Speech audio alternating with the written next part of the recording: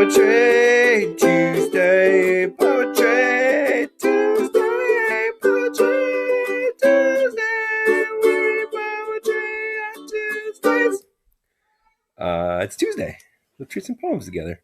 I know it looks like I haven't changed out. You guys haven't seen me today. English 4 has. It looks like I haven't changed out of my pajamas, but I have. I'm wearing real pants. I was outside just a second ago. It's lovely outside. Just, don't get close to people. Let's look at this.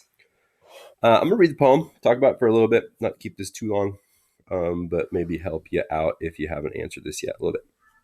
The following poem, written by Edward Field, makes use of the Greek myth of Daedalus and Icarus. Read the poem carefully, then write an essay in which you analyze how Field employs literary devices in adapting the Icarus myth to a contemporary setting. It gives you an asterisk up here. If you see an asterisk, that means there should be more information on this page about that. So anytime you see this asterisk here, pay attention. Go to the bottom of the page. Let's see what it says down here. I have to zoom in a little bit because it's in very small writing. Daedalus and his son Icarus fashioned wings of feathers and wax in an attempt to escape from prison by flying across the sea. Before their flight, Daedalus warned his son not to fly too close to the sun, but caught up in the experience of flying, Icarus ignored the warning and soared upward. The heat of the sun melted the wax, the wings fell off, and he plunged to his death in the sea. There's actually a lot of poems written specifically about this myth. Poets seem to love this one. It's a good one.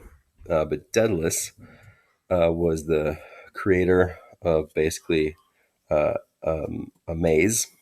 I'm going to try to do this from memory, and somebody out there will correct me because I know one of you will probably know this. I believe it was King Minos on the island of Crete, created basically like a labyrinth, and he put a minotaur in it, who's a sort of a monstrous creature. And I don't remember exactly why, but the king imprisoned Daedalus and his son there in the labyrinth. So to get out, they did what this says here. And if anything that I just said that was incorrect or that you can give me more information on, leave it in the comments underneath this video, and I'll give you extra credit for correcting me. But I'll look it up to make sure that your corrections are correct. Great poem too, by the way. So let's look at the poem now. Icarus. Only the feathers floating around the hat showed that anything more spectacular had occurred than the usual drowning. The police preferred to ignore the confusing aspects of the case, and the witnesses ran off to a gang war. So the report filed and forgotten in the archives read simply, drowned. But it was wrong. Icarus had swum away, coming at last to the city, where he rented a house and tended the garden. That nice Mr. Hicks, the neighbors called him, never dreaming that the gray, respectable suit concealed arms that had controlled huge wings, nor that those sad, defeated eyes had once compelled the sun. And had he told them, they would have answered with a shocked, uncomprehending stare. No, he could not disturb their neat front yards. Yet all his books insisted that this was a horrible mistake. What was he doing aging in a suburb? Can the genius of the hero fall to the middling stature of the merely talented? And nightly, Icarus probes his wound, and daily, in his workshop, curtains carefully drawn, constructs small wings and tries to fly to the lighting fixture on the ceiling. Fails every time and hates himself for trying. He had thought himself a hero, had acted heroically, and dreamt of his fall, the tragic fall of the hero. But now rides commuter trains, serves on various committees, and wishes he had drowned. So there's the most obvious literary device in here, which is the allusion to the myth of Daedalus and Icarus, which if you were writing an essay about this, you would definitely want to mention that, because that is a myth. So with it just comes this idea of myth in just the nature of myths. They're these big stories that are meant to sort of tell a lesson. In the case of Daedalus and Icarus, the story really is, or the lesson of the myth is, don't fly too close to the sun. Obviously not literally, but the idea being, don't take stupid risks, more or less, or don't aim for more than you're capable of actually handling in some ways. So that's sort of the backdrop under which this poem should be viewed.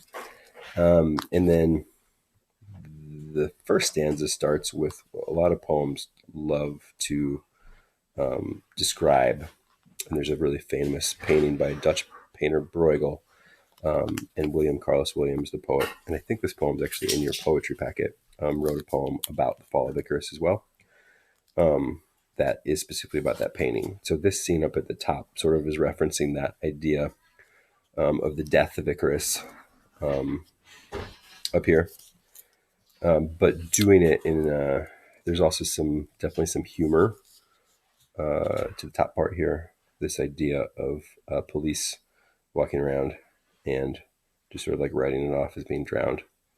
And we get our first kind of shift here for a couple of reasons. So up until this point, we're just sort of dealing with the myth as we know it. Icarus falls into the water and dies. But at this point, this but right here sort of upends the myth. Icarus is not dead at all. In fact, he has swum away and he's gone to live in the city. I think the first thing that you should see then as we go from the mythical to the very, very, very ordinary. Right, so we have a mythical hero who escaped from the Minotaur, and the labyrinth by flying with wings that he and his father made. And now instead of that mythical hero, he's basically just become a very typical suburbanite, which in a lot of ways I think you could say like the two are sort of diametrically opposed. And that's kind of the big thing to pay attention here, is that contrast between once being a mythical hero, at least thinking of oneself as a mythical hero, and now just being this very ordinary person living in the suburbs, doing what people in the suburbs do, tending to gardens, saying hello to neighbors. That tension to me really comes through in the third stanza, where we get this really it's really interesting image of Icarus now in the workshop, still trying to make wings to fly, sort of recapture that mythical heroic stature that he once had, and as the stanza says, failing miserably every time. And then that last stanza I think kind of brings it all together. So really this idea, again, this tension, this contrast between hero, once hero, fallen hero, but now just somebody who rides commuter trains, serves on various committees. This part too is just like, think about like the tedium of adult professional life. By tedium, I mean like the most boring aspects of adult professional life is these things. So from somebody who once flew across the sea, wings made of wax after escaping a perilous situation, to now just somebody who rides commuter trains and serves on committees. That's all I'm going to give you. I hope it's somewhat helpful. If you got more questions about the poem, leave them in the comments or send me emails. Otherwise, do your best in the next 2 days to write a paragraph about this poem. So what you should do really is make sure you're answering this question. So analyze how Fields employs literary devices in adapting the Icarus myth to contemporary setting. This is a slightly older poetry prompt, so it does put the emphasis a little more on the literary devices. I don't want you to do that with your answer. What I want you to tell me is, like, by adapting it to the modern setting, how is that sort of like, by doing that, what is Edward Field trying to say to us? Edward Field, the poet here. Like, what is he trying to say to us about contemporary life? And I think I would start by thinking about how he is contrasting contemporary life with myth. So by contrasting those two things, what is he pointing out to us about contemporary life? I would think about that.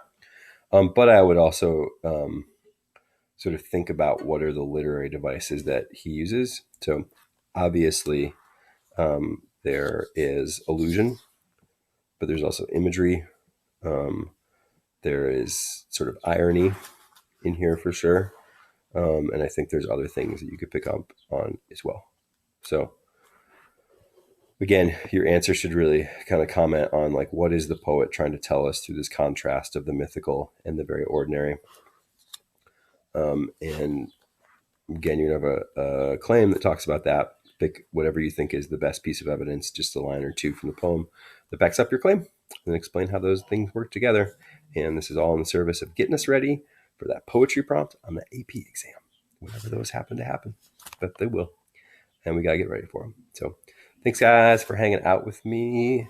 I'll leave you. I don't even remember what chords I played. Poetry Tuesday, Poetry Tuesday, Poetry Tuesday. We're Poetry Tuesdays. Is the intentionally really bad version. I hope that made you laugh at least. We all need some laughs. So enjoy it. If you got questions, put them in the comments section. I will talk to you guys later. Have a fantastic day. How do I turn it off? I just want to turn it off now. Let me turn it off. This would be funny because I feel like the thing that would have let me turn it off, gone. It's gone. Where'd it go? It can't turn me off. It can't turn me off. Oh, now my face is gone. I'll press escape. Yeah, there we go. All right, guys. Talk to you later.